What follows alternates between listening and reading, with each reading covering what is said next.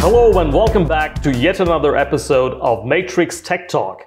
Today I'm super excited to have Dr. Jürgen Schmied, the CEO of Process Fellows, here at our office. Jürgen, welcome to Matrickz. Thank you for inviting me. A little bit about Jürgen. Jürgen did his PhD from University of Würzburg. He started his career in software consulting at a company called 3Soft, which was mutated to Electrobit. He has been in the automotive industry for 25 years now. He was at Method Park Consulting for 18 years, where he held the position of CEO. And now, since 1.5 years, he has formed his own company, the Process Fellows, and he is the CEO of Process Fellows. Jürgen, why don't you tell us a little bit about your passion, your background, and how did you get into automotive process and all about it?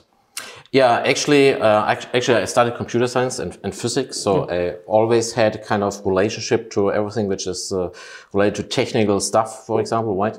And it was more or less by chance that I joined a company which was focusing on doing process consulting and consulting about software engineering methodologies, for example, right? Going back to 1998, something like this, when I really was the very first time in touch with automotive. And I remember there was a huge merger of two companies, and both companies do not exist anymore today as the same under the same brand, but they developed much further. And actually, my first task in automotive was really to discuss with engineers about software development processes and methods, and we had to update and to combine existing process models, manuals. So how to create good requirements, for example, software architecture, and so on and so on. So this was actually my very first start consulting in automotive. Automotive software, traditionally, it's a very, very legacy-based process. We have the waterfall model, the V model, that's been there for ages, and we still have it. On the other hand, we have seen in the Silicon Valley like culture where a lot of agile type of methodologies coming. Shipping an MVP, minimum viable product, is pretty common. I totally understand in automotive, minimum viable product can be fatal in some cases because you need to have certain maturity before you ship it. What do you think is the reason for this, that we are still very traditional in the automotive industry and we're not being able to go fully agile as other industries? Yeah, actually, I'm not really sure if we should really say we are too traditional in automotive. Yes, of course, I agree. We still see some projects going for the traditional style. But if I'm looking back into the automotive industry, the very first time when I have seen that agile methodologies like Scrum, Kanban was adapted in automotive, I have seen the very first projects maybe 10 years ago already. And I'm doing a lot of trainings as well in automotive about Automotive SPICE, for example. So I'm quite often confronted by participants. How can we combine Automotive SPICE with something like SAFe? So SAFe means here now the Scaled Agile Framework, for example, or with other frameworks like the DAD, the Discipline Agile Delivery Method, for example. And the major outcome of such discussions are always that yes, you can combine it for sure. And on the other side, there are a lot of companies, especially bigger automotive suppliers, who are really trying to implement this inside their organization already since several years. So I would say the very first time when I have seen these larger frameworks like a Scale Agile framework, for example, in an automotive supplier, this goes back maybe 5 years already. So it's not absolutely new. And right nowadays, I see it very often in a lot of automotive supplier companies. But still, I agree, there are, of course, still a lot of companies which need some additional support really to adopt agile methodologies. I fully agree with you. There is the traditional V model and agile is not quite orthogonal. I often face this question to at my customers. Sometimes they ask, let's say the software architecture. We're in the V model, we have the software architecture. If you have to finish the software architecture and then go to the implementation or code generation and then integration, and then you're on the right side of the V model, then you're actually sequential, right? If you want to chunk this, at Matrickz we have developed a methodology that we kind of slice the V model as thin as possible, so that you have a part of the architecture we immediately implement it and go to the integration and test it. This is what our sprints are, a really thinly sliced V model, V, and this is how sometimes we have this challenge that it's not practical to slice it any thinner. You need the whole picture. Do you see some practical challenges there? How do you also advise your other clients about these sort of problems? Yeah, actually if we're talking about architecture, and it doesn't really depend if we are talking about system or software architecture, by the way, we can have a look from different perspectives. And one perspective is for sure coming from the structural perspective, on the other side from a timing perspective. And what you are just discussing is really what is a typical approach from a timing perspective. And of course we have this approach that we have this top-down approach in the sense of having a big picture in the beginning. And then we define, for example, several iterations, and then the big picture stays the same, or maybe is maintained and updated a little bit, but basically the big picture is the same, and we have several iterations on the one hand side. And on the other side, we have the more evolutionary approach, what you just explained, right? So you have the thin slices. You do not necessarily have the big picture in the beginning. The disadvantage of this approach is basically you need more refactoring, right? Because you start small, and here you add something, and here you add something, and here you add something, and there is kind of a point of time coming up where you really have to refactor to get a better software or system architecture for the future maintenance of your product. Actually, what we really need is not going the top-down approach or this kind of evolutionary approach. Typically, in practice, you really need both, right? You start with a kind of big picture, but not the big picture what you think as a part of a waterfall approach, for example, right? But we need a kind of good understanding about what are the different components, interfaces, dynamic behavior, and so on and so on. And then it's great to have as well a kind of evolutionary approach if it's about a different increment. So actually, it's a kind of combination in practice of both. It's not black or white. So it's like always in reality, somehow the reality is gray in between. Absolutely, I agree with you. Having that in mind, the current status of the ASPICE, and we have some OEM specific requirements for the ASPICE. What do you think is, in your opinion, are they going to converge at one point? Because the differences are not that much, but there is still a delta. Are they going to converge at one point? You're talking about the OEM's requirements and on the other side, the ASPICE? Yes, absolutely. So we have seen, for example, this KGAS document from VW. I think you are talking about this, right? Yeah. And later we had this VDA guideline about the ASPICE, and we see some kind of adoption, right? So we have some ideas of the original KGAS document in the ASPICE VDA guideline.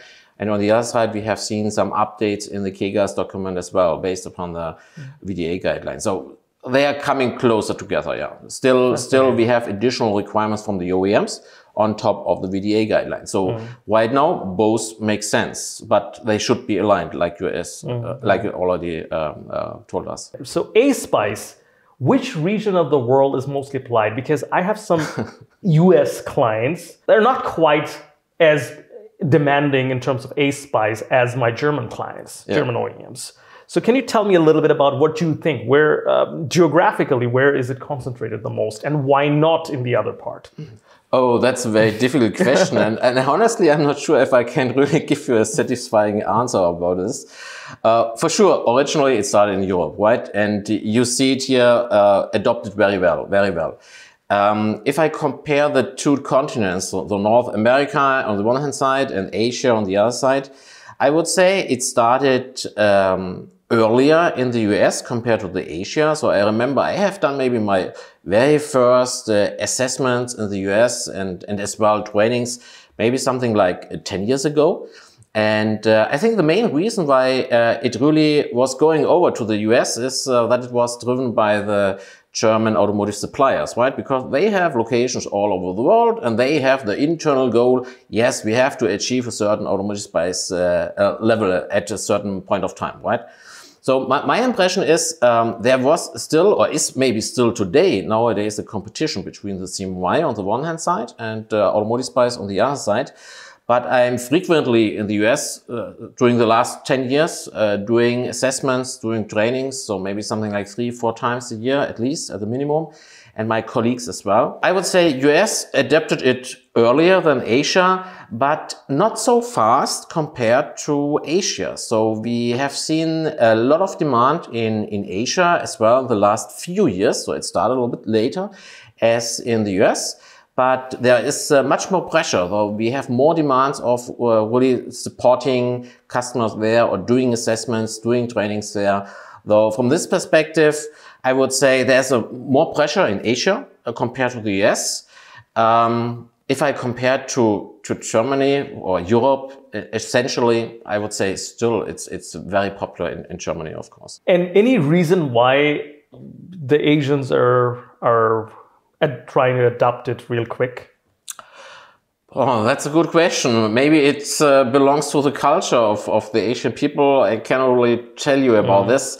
On the other side, we see that there are so many Chinese automotive OEMs, for example, available, much more than what we see here in Germany, of course, or in Europe. So maybe there's just much more pressure from the OEMs, and they see what we are doing in Europe and they want to adopt it as well. And it's not only Automotive SPICE, it's as well other topics like the ISO 26262, for example. And there is not the competitive model of the CMMI, right? So CMMI was originated or somehow initiated in the US. Maybe that's the reason why we have here just a little bit more competition between CMMI and Automotive SPICE. But still, nowadays, if you look in customer requirement specification of General Motors, Ford, and so on, typically nowadays they really write down something like go for CMMI or instead as well Automotive SPICE. Both is somehow fine for us, but you have to do something into this direction. We're talking mostly about traditional OEMs. Now I'm gonna ask you a question about very non-traditional OEM, Tesla.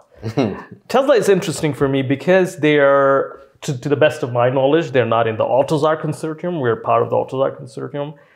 I don't also know if they are process-driven. Elon Musk was, there was a tweet from Elon Musk some years ago that he doesn't like process-oriented guys when he interviews.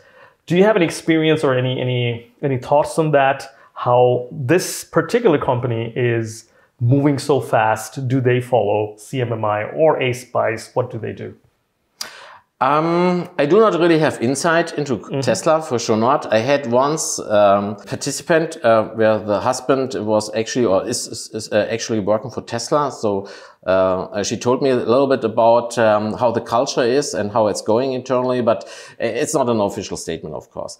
I think it really depends on the CEO in this situation, that Elon Musk is really somebody who is really pushing it. He really understands everything as well from a technical standpoint. So what I have heard is that Elon Musk even participates in source code reviews, for example, is really going to the details of the product and really tries to understand everything and to manage this. So I really like it. It's a very fascinating man and person, and this cannot be done by any kind of traditional OEM. I don't think so, because these CEOs typically I would say they are not so deep in technology like Elon Musk is doing it on his own. Maybe this is one of the main reasons. That's the reason. Yeah. That's a good answer. That's a good answer. You've been the CEO of Method Park Consulting, and now you're the CEO of Process Fellows. So same field of operation. However, in terms of size and exposure, a little bit different. Tell me the difference. How was your experience leading a company like Method Park Consulting? How did you like it, and what was your philosophy? I really liked it. It was especially a very international experience. It was great to see as well how the own product, the Stages product, to do process modeling is growing and it's adapted by the industry. And I really liked as well the mixture between the consulting and training and the tool, for example. Right? So this was really a great thing to to do in the industry, right? Let's talk about process fellows maybe instead. My main motivation, it's not only me, right? We founded process fellows because of that we really more or less going for all kind of companies, not necessarily for the big accounts and the big companies, because we see that right nowadays, a lot of companies are really going to software development, but they have never done any kind of software development in the past, right? So they are automotive since decades maybe, but really coming from the mechanical standpoint.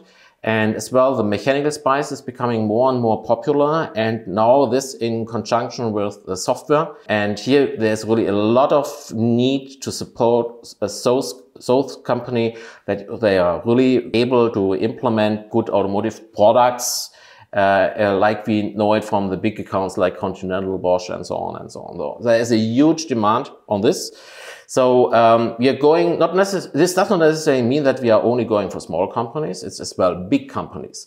Actually, it was really a surprise for me that we met companies which I never have heard of before. Even I was working now since 25 years in the automotive industry, but they were purely only mechanical.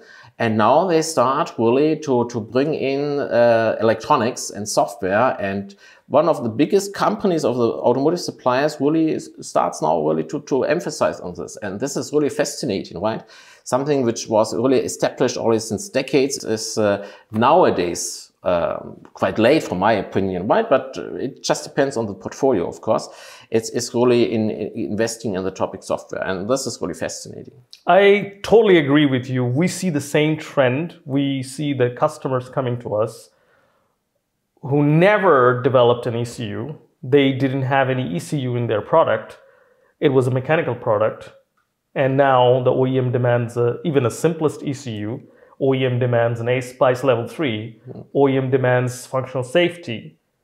And they really need help. What do you think is the reason for OEMs to really pushing their suppliers, purely mechanical suppliers, in that direction? Is it because of autonomous driving coming up, or electrification, or what do you think is the reason? Maybe several of these. So I can only guess, to be honest. So I'm currently supporting as well a customer who is investing in electronic cars. So they actually are building inverters, for example.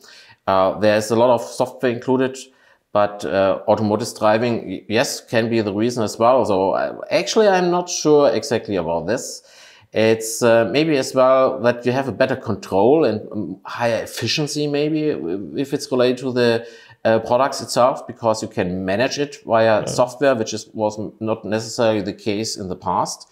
So if you have to save power electronics, for example, more efficient, this could be a reason. Yeah, there are several reasons. So the customer, what I'm just having in mind, who is one of the biggest one, but was never really investing so much in software. Actually, it's about water pumps. And suddenly we have an ECU in such kind of water pump, and it was never done before. So it's really interesting that now there is a demand to manage this in a more efficient way. I agree with you. There are several reasons. Efficiency is definitely the one when you go to electrification.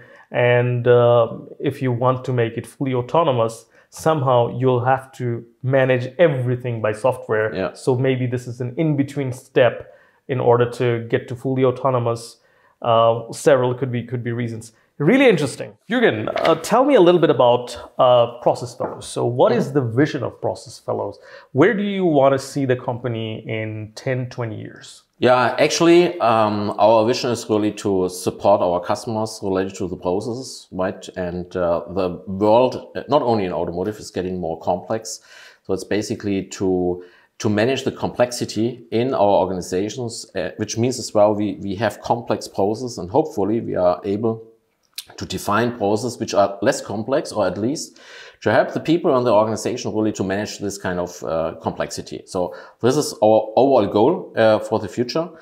We focus, as I explained a little bit earlier, not only on companies which have already established very well systematic systems and software engineering process, but as well we want to support companies which are more coming from the mechanical or traditional perspective, right? And they have now to adapt this. Nowadays, process fellows, what are we doing? We are supporting our customers using something like training, consulting around Automotive SPICE, for example, or as well mechanical SPICE.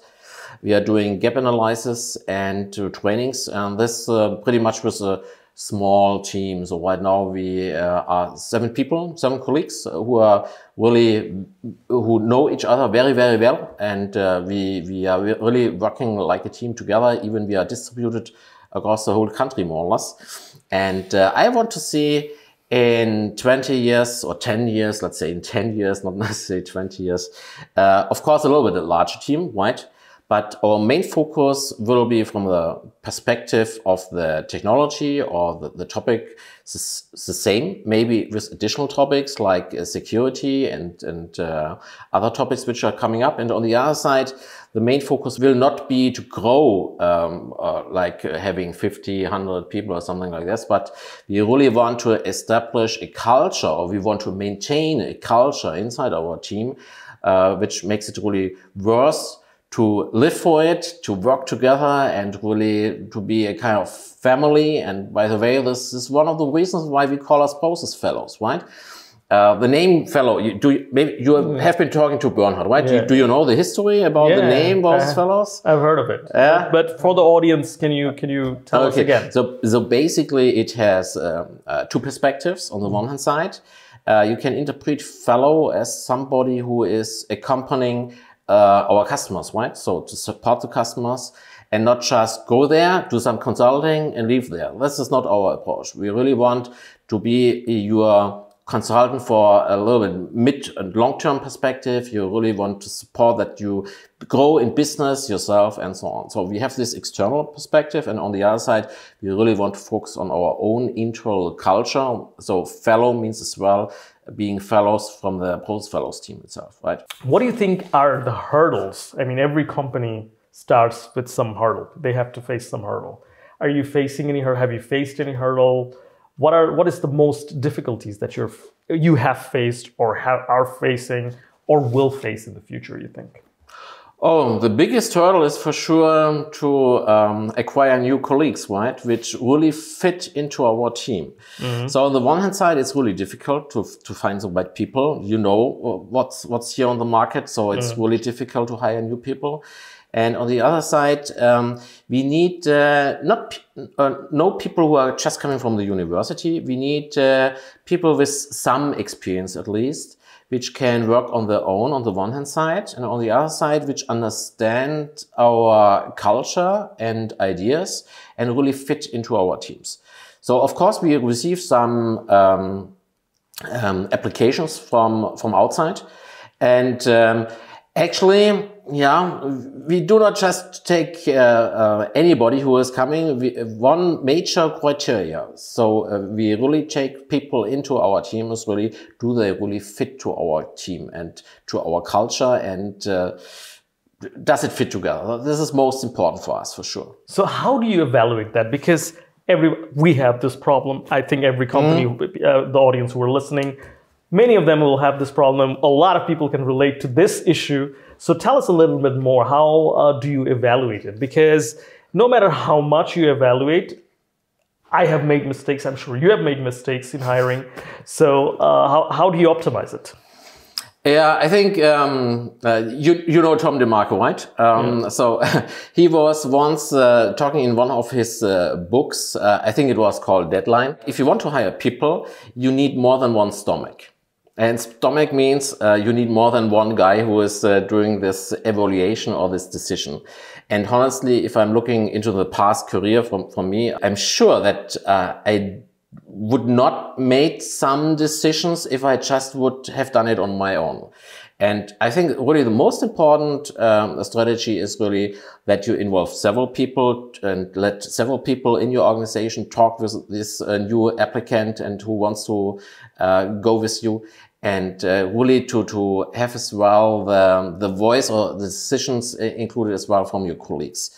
Of course, you cannot involve everybody, right? That's not really important, but for sure you need to involve several people and you need time. So such a kind of talk to a potential new colleague, it's not just an hour or something like this. You really have to invest time. And you have to involve several colleagues from your company, so you are sure that these people are really fitting to yourself. Most likely, I would really would go for new colleagues who have a reference internally, right? That's anyhow maybe the best situation, right? Yeah. Right?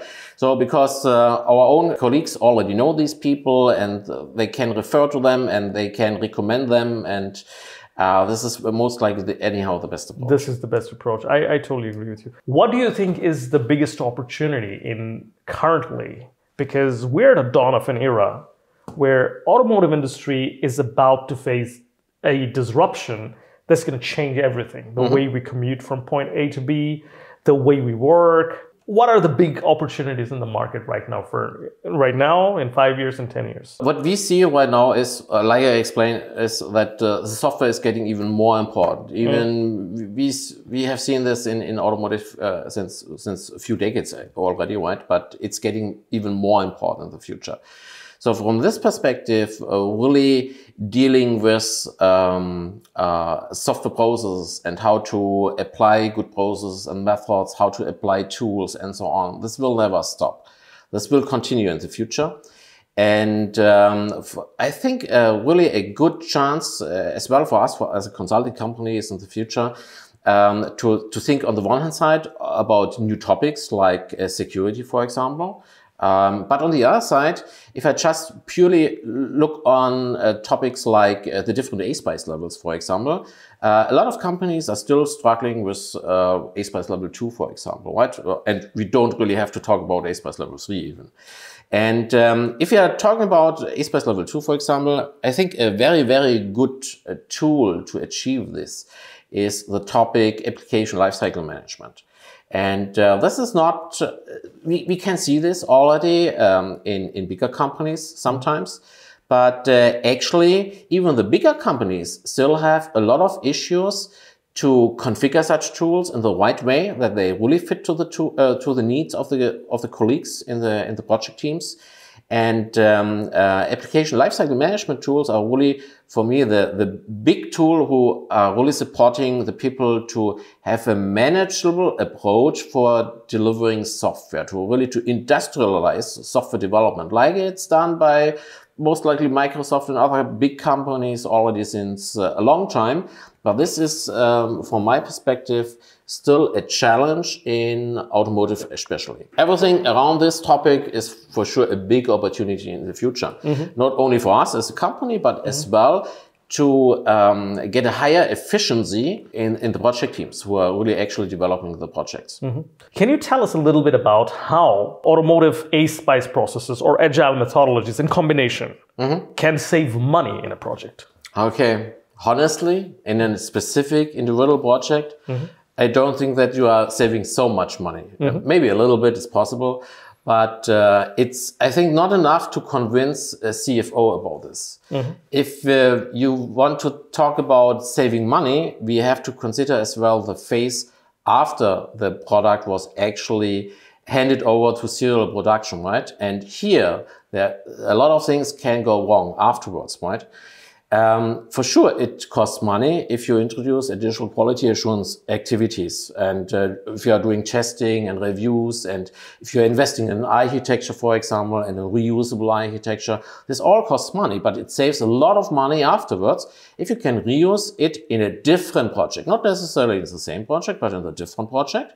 So here you have an opportunity. If you are talking about platform and customer projects on the one hand side, you are achieving a higher product quality. So you are saving a lot of money if it's about defect management after SOP. So if we are having less recalls and warranty issues afterwards, right? So in the individual single project, yes, you have to invest, but you earn the money or save the money later on in other projects or in the production phase. Totally agree with you. That is where the money is. You know, in the long run, you will save money and time and a lot of energy if you do it from the beginning. Obviously, the process setup will cost you money. It doesn't come for free. It will cost you money, the process setup. But the blessings of the process that you've already done, a clever process in place, in future, it is going to bring you a lot of it. The problem is everybody is quarter focused. Yeah, they want to save money in this quarter. Yeah. That is where it gets really difficult to convince people that, you know, in the long run, it's going to bring you some benefit. What do you think of that? Yeah, that's absolutely true. Unfortunately, it's true. All the CEOs and so on, maybe not all of them, but a lot of them are really focused just on today and not on tomorrow. And actually, this is really a challenge. I was already disappointed a few times in the past where we really put a lot of focus on a specific project and we tried to help them and improve them, and they got a better weighting, and the status, if it was communicated to the OEM, it was getting better and better, yes. And then there was another project in the same company, and suddenly somehow they just did it in a different way again. And somehow they lost this kind of knowledge. So unfortunately, in the industry nowadays, this kind of learning cycle, which is needed across several projects, not only inside an individual project, is not really working so very well. This is at least my impression. Absolutely. And this would be my personal wish for the future. This is changing, that we really have a support from the management in such companies, that lessons learned are really taken over to additional teams, and that this is really deployed in a company. Like it's really the idea of Automotive SPICE of level 3, for example. So you have perfectly defined level 3 requirements, and there's a good understanding in the market about level 3. Sometimes I hear questions from my audience and also from my clients. What is the requirement for level 4 and level 5? Can you tell us a little bit about, because in German automotive industry, if you have level 3, you have pretty much everything covered. Nobody talks about level 4 and level 5. Is it needed? I mean, there is a reason it's there, probably. Yeah. So tell our audience a little bit about level 4 and level 5. Yeah, basically the ideas of level 4 and level 5 is to introduce methods which are already used since decades in the automotive industry, but not in the development phase. So it's something like statistical process control, right? Which is needed for level 4 and as well level 5, because level 5 is building on level 4. And statistical process control. And this is used in manufacturing since decades. You can't do any kind of manufacturing anymore in Germany or worldwide without some approaches like this. So from this perspective, yes, it's pretty sure useful. If it's useful for manufacturing, most likely maybe it could be useful for development as well. But we have to differentiate it a little bit. So on the first hand side, we have to discuss that statistical process control, you do not really want to do it for each individual process, right? Because then you are collecting a lot of data and analyzing a lot, and you have a lot of KPIs and dashboards and everything. And you are producing so much data which might be not of so much use or benefit for your company. So because you generate as well a kind of overhead about this, right? So for level 4 and level 5, it's really important that you think about business goals. And this is explicitly written down as well in Automotive SPICE, if it's about level 4, that we first have to think and understand our business goals and what's really critical for such business goals. And then we are coming up with something like, what are our KPIs, for example? How can we analyze them? How can we apply something like statistical process control through these critical business-related processes, right? That's basically the idea. Not to do everything, statistical process control for everything, but really for some key issues. That's a very important topic here. Could you please explain statistical process control in a very plain way for the audience? First of all, what's the prerequisite that we can really apply something like this? The prerequisite is actually really the level 3, because we want to analyze data across projects. We want to analyze in a quantitative, so statistical way. So we want to be able to use something like average calculation and standard deviations and something like this. Based upon this, we want to come up with a kind of statistical model which can be used to predict the behavior of our process and what we can use for project management, for example, or quality as well, right? So we are able to predict in a certain statistical range, for example, how many defects are left over in our product based upon some collected data. But so we can do so, first of all, we have to have standardized processes in our organization, because if we measure now, or if we capture data from different projects, that the data must be comparable. And if we do not have standardized or stabilized standard processes, we are comparing tomatoes with potatoes, right? And it doesn't make sense to analyze such kind of data. So as a prerequisite, we need the level 3 as a minimum, so we can really analyze and compare data across our project, and that we can use such methods like we are used to do from the manufacturing. And I think this is really a challenge for us, because where do you really see stabilized standard processes? You see so many reorganizations in companies, and here a company is bought and it must be merged and so on and so on. So it's really a challenge. And of course, it's a challenge as well to deploy a standard process inside your organization, that it's really in the mind of the people and it's really done like it should be done, like it's proposed from level 3. So we have here really several challenges before we really can significantly have a benefit from ideas of the level 4 and level 5. Do you know any company, big company, who have achieved level 4 in automotive industry or 5? So actually, I personally have never seen one, to be honest. Mm-hmm. I had a former colleague, so I met him, I think, the very first time 15 years ago. Actually, he was as well a former employee from Robert Bosch, and he was talking about they did some experiments about this at Robert Bosch. I never have seen this in reality, to be honest. And we can read about this in different white papers and articles, right? And there is again and again some kind of press release that in India or somewhere else they achieved a level 4 or level 5, right? But actually in the automotive industry, I never have seen this. So there are some ideas about this. So actually, one of my colleagues was just in the Gate for SPICE meeting early in October this year at Continental, and they discussed the topic measurement in Matrickz and what could this mean, for example, for level 4 and level 5. So for sure, the community is starting to discuss about this. My next question is related to change management. You know, whenever you deploy a process, especially in big companies, the process acceptance is a hurdle. What do you think of that?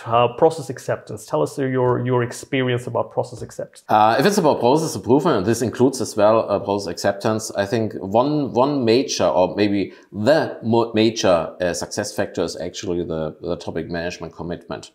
And management commitment is not just that you get a budget and that's it, and that you can use this budget, but process improvement is really supported by the top management, and it's they are really living it, right? And it's not just okay, here we have a certificate, and or here we have to achieve a level 3 or whatever we want to achieve. And how you do it, okay, here you get some money, but please tell me nothing about process. So this is for sure not the right approach, right? So the management, the top management really has to support it directly. So you're saying it has to come from the top. I agree with you fully. Yeah, it somehow trickles down to the bottom. Also, isn't it important to involve the people, the foot soldiers who will use the processes?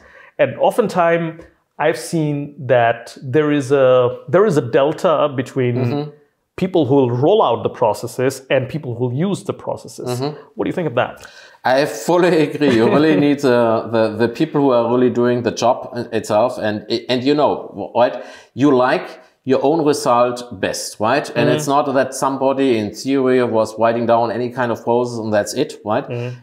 You like your own work result best, of course, right? That's the nature of human beings typically. And so you have to involve such people. in elaborating such processes, methods, templates, and so on and so on. The big advantage of a small company is, of course, that here you really have the chance to easily involve a lot of your people, right? Because if you have just 20 or 50 people or something like this, it's easier to involve more people. So from this perspective, you get more easily a broader acceptance. If you have a company with thousands or thousands different employees, this is not really possible anymore, unfortunately. But still, the basic work to elaborate such processes and methods and tools and so on, this still must be supported by the experts who are really doing the daily business, who are knowing this daily business. I can support, of course, regarding different experience at different companies. Of course, I can support from a methodology perspective, right? But if I'm working as an external at such a company, it must be really a very tight collaboration between the people from this company on the one hand side, the experts from this company, and from the other side, the external consultant who can support this. What is the psychological aspect, because oftentimes we see a resistant change management in any kind of change. People are reluctant, and if the changes are not accepted, they at least perceive the processes, the newly deployed processes, as overhead, not a vehicle to be more efficient. How do you think we can sell a process in large companies to the people, the foot soldiers who will actually use it as a vehicle that this is going to make your life easier, not more difficult? How do you think we should proceed with that? You will not sell it by using a nice name, for sure not, right? Actually, you have to convince them and you have to show them the benefit. The benefit they get themselves, maybe, because if they change the work, they are getting themselves more efficient. Or as a minimum, that you are able to explain that other people in the same company or in a different team are able to be more efficient. So I just give you an example. For example, if a requirements engineer changes his or her methodology, how to come up with requirements, then maybe other people in the same team, so for example, an architect or on the other side, on the right side of the V model with the testing, they can save a lot of time because it's much easier for them to understand the requirements, to come up with a technical solution or to come up with good test cases, for example. Of course, one guy or one person has to change the approach, how to define requirements. And this must be really done to tell the people what's really the benefit for maybe yourself, but maybe for the other ones. And maybe, unfortunately, I as a requirements engineer have to invest a little more time to come up with requirements. But if I see that my colleagues can save a lot of time and can be more efficient and more effective, then hopefully this gives motivation as well to the requirements engineer. With such a dynamic changes that's been happening in the automotive industry, you mentioned one point, everything will be softwareized. So there is this very interesting thing that what is happening is not the softwareization of automotive, it's the other way around. Software is getting more mobile, more no matter what perspective you're coming from, software is going to change things, right? What is the most positive aspect of this, in your opinion, for society, for us, for everyone? The most positive thing that, we have the information on our fingertips, right? And we see this already with the smartphones since 10 years or something like this, right? And this will continue, that we will have the information right in the right time, point of time, at the right place where we really need it. And this is, I think, the big advantage for the future. Jürgen, thank you so much for joining us. It was lovely having you. Okay, thank you. Thank you so much for watching. If you have questions or comment, please write below in the comment section. Subscribe to our channel, hit the like button if you have liked it. Really, really appreciate your views, your likes, your comments. Thank you. In this podcast show, we bring in the industry leaders and experts in the automotive domain to share their experiences along their journey. The mission of our podcast is to start a dialogue that will allow us to understand the development of automotive industry and where the automotive industry is going. You can ask questions to our guests directly. Just send us an email to podcast@matrix.de. We'll schedule a call with you during the recording and you'll be part of our show. Make sure you subscribe so that you don't miss any new episodes. Please share this video to help others get enlightened as well, and that would mean a great deal to us.